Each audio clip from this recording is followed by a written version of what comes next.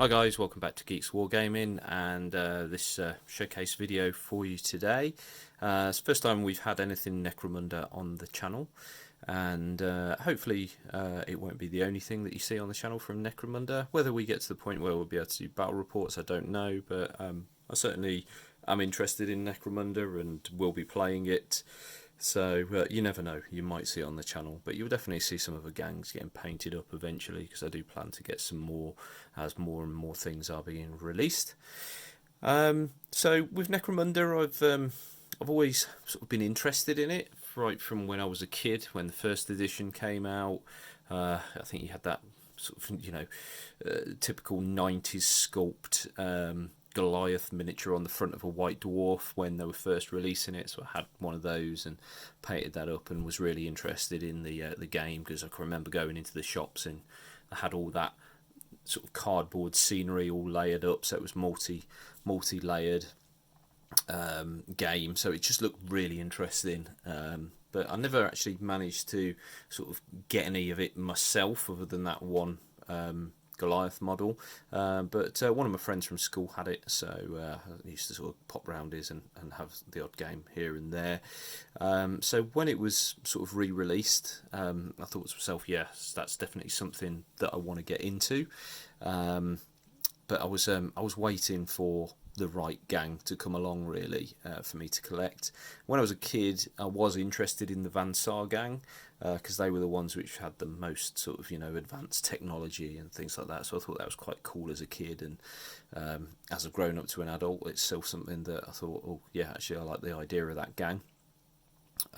So when they released the Van Saar, I decided, well, I'll get those, and Forge World also released a couple of upgrade kits shortly after. So when that was all released, I went out and grabbed everything I needed to sort of fully upgrade my gang, customise it, because that's what I like doing, and then I brought it home, stuck it into my bed, and didn't do anything with it for about a year.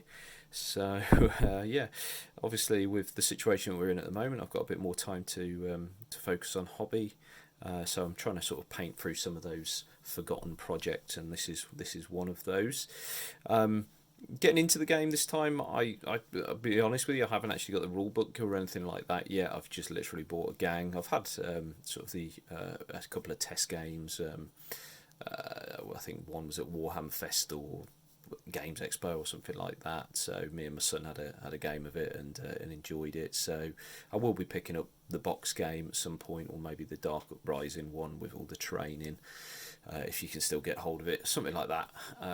Because it's definitely something I want to get into. Plus, it's quite accessible for the kids as well. I think just playing it with the actual board game version, so I can always play it with my son if I don't take it any further than this. So without further ado, I'll start bringing up some of these miniatures to show you. Now, because I have no idea about the rules and what's a good build, I did put some feelers out on some of the forums and Facebook groups and things like that I'm in, just to say, look, I'm looking to build a Van Saar gang for skirmish and maybe a campaign. What do you suggest? And it appears that Van Saar are quite a strong gang at the moment, which I wasn't aware of. But yeah, they're quite shooty, and I was recommended just to take as much plasma as possible. So yeah, that's what I've done. I've got a couple of plasma pistols in this gang. I've got plasma cannon, and I've got some plasma guns. But because I was unsure of what was the best thing to take, everything is magnetized. Even down to these little shields, I've magnetised them to the back of the hand. I've used the same size magnet across everything, which is a 2mm by 1mm, and it's an N52 strength, and that just means that the arms don't sort of flop down. They stay in place quite nicely. So I'll start with this guy, because I've kind of got him anyway. So this is probably going to be one of my champions. He's got a little plasma pistol and then the servo claw. Really happy with how these have actually come out. The Van Saar, I think in the fluff they're all kind of like contaminated with radiation or something like that. They're not very healthy. So I've gone with a really light skin tone on them. So this is, I think it was a base coat of, I think it's Rakar flesh, and then like a purple, I think it's Daruchi violet shade, just in the recesses in the eyes and everything like that. Then the Rakar flesh just to bring it back up, and then pallid witch flesh, just to sort of highlight, the eyebrows and the wrinkles in the head and everything like that. The head is actually a Forge World head, as is this servo arm. But I totally went with Ruler Cool with that guy. He just looks awesome. I'm not sure if this servo arm's very good, because I think they're quite weak in close combat, but I'm not 100% sure. So comment down below whatever your comments are on that. Next guy along, this is just sort of a basic ganger. He caught me out there with a magnet, thought I was going to drop him. Again, this is a Forge World arm, so I think this is a las carbine with the shield but closed. And as you can see, I've magnetized. I'll just show you on this one how I've magnetized. So this one is slightly different because he's got a wrist joint as well, so I had to do something slightly different with them. But you can see in there, just in sort of where the ball usually sits, I've just drilled into that, and that's the 2x1 magnet there. In the hand isn't ideal because you do actually have to destroy a little bit of the model, but with the painting there you can't really sort of tell that that's a magnet in the hand. It just looks like it's part of his palm pushed up against the gun. But again, that's the 2x1 magnet just drilled in there. You've just got to make sure that you gradually increase the size of your drill bit so you don't actually destroy the bottom of the hand, which is quite easily done. So just make sure you don't do that if you're going to plan and do this. And then just in the joint there, you can see the magnet again, 2x1. On this side, I was hoping that I'd be able to just super glue or glue the wrist joint to the gun and just pull it away, but because it is a ball joint, it's embedded into that socket, so you can't actually do that. So you do actually have to stick a magnet in there. So that is actually a 1x1 magnet, which is drilled into the wrist joint. It's not the strongest, but because the other magnets are strong all around it, it doesn't sort of flop away at all. It snaps in quite nicely, and it doesn't affect the pose at all. It looks quite natural there. So that came out quite nicely. So that is that guy. Next guy, this is going to be, I think this is going to be my leader, because he's got the extra long ponytail thing, whatever it is. Ponytail, I don't know what they are. Comments down below, let me know what that thing is. I ain't got a clue. But yeah, I think he's going to be the leader. He's got the plasma gun. I've got some plasma effect in there, and he's also got the sort of the little shield there as well. The shield is magnetized, as I said. So again, I've just drilled a little magnet into the handle and then drilled it into the back of the hand. So if I haven't got the points, I can just run him like that. If I have got the points and think he needs the extra protection, I can stick that on like that. And again, all the arms are all completely magnetized. So I originally had this guy set up like this champion on the end,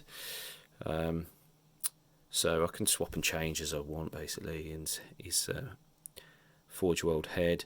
I decided because he's the leader, I'll make him stand out a little bit, so I've given him like a bleach blonde haircut. It looks a bit like Dolph Lundgren or somebody like that, doesn't he? So he looks quite cool. So yeah, he's going to be the leader. That hair colour is just achieved by using bone colours, so Shabti bone, Screaming Skull, with some sepia just in the recesses, just to bring it down to a more sort of slightly more natural looking colour. Next one, another champion. So this is actually the repeat torso of that one. But what I've done to change it slightly is I've used a different neck, so he's looking in a different direction, and also I can change out this gun for something smaller or whatever I want. And again with this arm, I've got the magnetized arm and magnetized shield, so that gives me plenty of options if I can get it all back on. There we go. So that one is the other champion. I guess this one would be a champion as well. This was, I think, the gang, from what I do know, I'm probably looking at 1,000 credits to 1,250-ish, I think, is generally what sort of size game I'm going to be starting out with. So, and generally that is a pretty kitted out gang of about 7 models, but obviously you get 10 in the pack, so I've just painted spares just so I can swap and change. So if I don't use him, I could use this one instead. So he's got the, I think it's a rad cannon, and he's got the shield as well.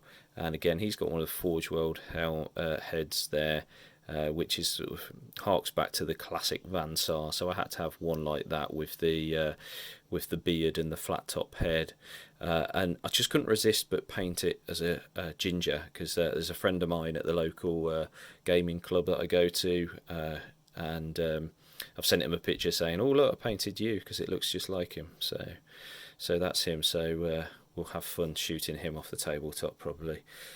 Might even get him to play and kill himself in game. That'd be a bit weird, wouldn't it? Next one is one of the females, and again this is one of the Forge World heads. I found the plastic heads which come in the pack for the female characters, it's actually quite hard to tell if they're female, because the jaw seems to be a little bit chunkier, whereas on the Forge World ones they've got, you know, a more female jawline. So I went with both of the female heads for these, obviously to match up the torso. Again, magnetized, so I've got plenty of options on these. She's got just the 2 standard las pistols, if it focuses. Really like the female characters. I wasn't planning on putting the female characters into my gang, because I just didn't think that they looked as bulky as the guys, and I didn't really think that they looked that good, like I say, with the plastic head that you get in the pack. But with these Forge World ones, I think they're probably going to be in my starting lineup. I like the dynamic pose on them as well. It's just a sort of a standard guy. I think this is the only one which I haven't magnetized. I think there's maybe 2 in here that I haven't magnetized. These have just got the basic las gun. You're going to have just a couple of basic las guns, from my understanding, in a gang anyway. So yeah, that's that guy there. Kept the guns quite basic. I wanted them to look quite sort of, you know, what's the word, utilitarian, I guess. So not too sort of fancy or anything. They're quite sort of, you know, stealthy looking, I guess. So just sort of a standard metal equipment with the dark green and the black armour and everything like that. Another champion here at the back. He's got a shield and a plasma gun. And I've used the helmet on this guy. I do really like these helmets, but I didn't want to have every single one with a helmet. So yeah, I've just kept sort of about, what was it, 1, 2, 3, 4 of them with the helmets on, just to keep that sort of theme of the Van Saar there. So that is him. Next one is, she's probably going to be a champion, I guess, this one. With her plasma pistol. I think this arm is a Forge World arm. Actually, I think both of these arms might be Forge World arms, because that is a las carbine pistol, I believe, and then a plasma pistol. And I was saying to one of my friends that this one, with her haircut and everything, she reminds me, if anyone watches WWE or wrestling, she looks like Rhea Ripley, so I might have to call her Rhea Ripley in the game as well, just because she reminds me a little bit of her. But yeah, really like her as well. And then the last one is just your basic ganger with a las gun. So that is him. The bases, I actually ripped off the colour scheme from a friend of mine, Ed Barfield. A lot of you probably heard of Ed Barfield. He's quite well known in sort of the Facebook community. He's always posting pictures of his models that he's painting and everything like that. So he actually posted in one of the groups a picture of his completed bases, which were this colour scheme. So I messaged him and said, Ed, those bases look cool. I really want to follow that theme, and I'm probably going to be playing Necromunda with Ed, so it'd be good if all of our gangs have got the same bases. So he told me how to do it, and it's actually really simple to achieve, but looks actually quite tricky, and it's a really good contrast to the rest of the miniature on the bases. So I was really happy with how they came out. But basically what I did is primed it white. It's a Shabdy bone, is the sort of the tan colour. Then I used these two products from AK Interactive. You can get these off Amazon or eBay, so they're pretty easy to get hold of. So we've got streaking grime and crusted rust deposits. Any of the rust ones will do. This is just the one that I have. These are enamel based, so you just need to make sure that the bases are varnished, so you don't damage the paint that you've already put down. And what you do is you just paint it really roughly into all the recesses. So we've got sort of the streaking grime up to the recesses in here. On top of the vents, I did some of the rust one, and you just paint it really roughly. And then what you do is you get an old brush, an old clean brush, and get some white spirit on it. And what that does is that reactivates the enamel, and it enables you to manipulate it or completely remove it, actually, if you're not happy with how it's looking. So what you do is just basically just get a little bit of damp white spirit on your brush, and then just feather out or push it in towards the sort of the recesses and everything like that, and you come out with this nice natural dirty looking grime, and then sort of rust all building up around the areas where it should be. After that's left to dry, it does take a while to dry, so give it a couple of hours. Then I just came back with sponge, and then I sponged on with some Rhinox hide. So that's what you can see in this the darker areas is Rhinox hide, and also some Abaddon black on top of the vents and things like that. I also then used the original Shabdy bone, just so you can see here on the hazard striping, just to sort of show through the original colour to look like some of that hazard striping's been chipped away. And then the last thing I did, because obviously there's going to be a lot of blood and guts and shooting in the underhive, is just use some of the technical paint, the Citadel one, whatever that's called, Blood for the Blood God, or whatever that's called.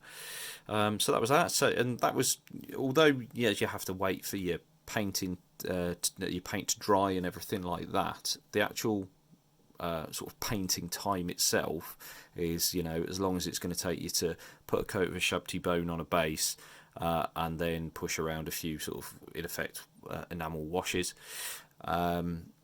So yeah, that came out quite well. So I'm really happy with how this gang's looked. I'm really looking forward to getting them into a game, and then hopefully eventually maybe filming some bits and bobs for you to watch.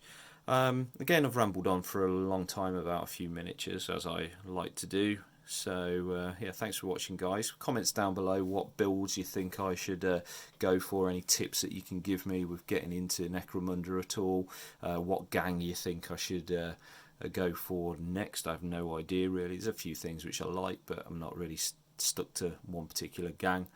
So yeah, comments down below. If you haven't already subscribed, please do so. It really helps us out, and like the video if you liked it, and I will see you in the next one.